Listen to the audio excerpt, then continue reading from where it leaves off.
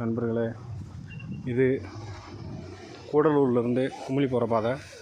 இதில் மலையாள பகவதி அம்மன் கோவில்னு சொல்லி ஒரு பழமையான கோயில், நல்ல சக்தி வாய்ந்த கோயில்னு சொல்லுவாங்க.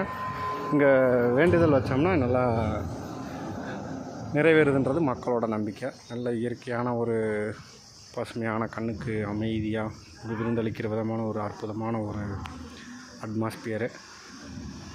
இது பார்த்திங்கன்னா அர்த்தநாதீஸ்வரர் சிலை.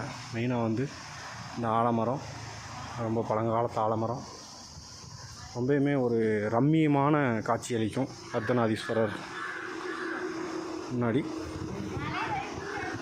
அதுக்கு வந்தோம்னா இந்த ஆலமரம் பார்த்திங்கன்னா ரொம்ப பார்க்கவே உங்களுக்கு ரம்மியமான தோற்றம்.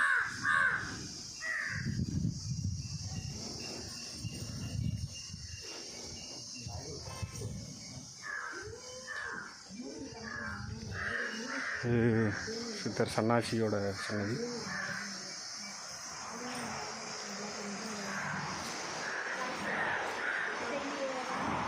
இது பார்த்திங்கன்னா சபரிமலை கோயில் மாதிரியே ஒரு சுவாமி ஐயப்பன் கோயில் சின்னதாக இருக்கும். இதுதான் இந்த கோயிலோட மூலவர் சொல்கிற மாதிரி மலையாள பகவதி அம்மன்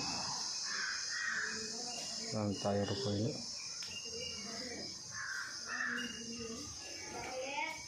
ரொம்ப ஒரு ரம்மியமான காட்சிகள். சுற்றி பார்த்திங்கன்னா நல்ல பசுமை, நல்ல அழகான ஒரு இடம்.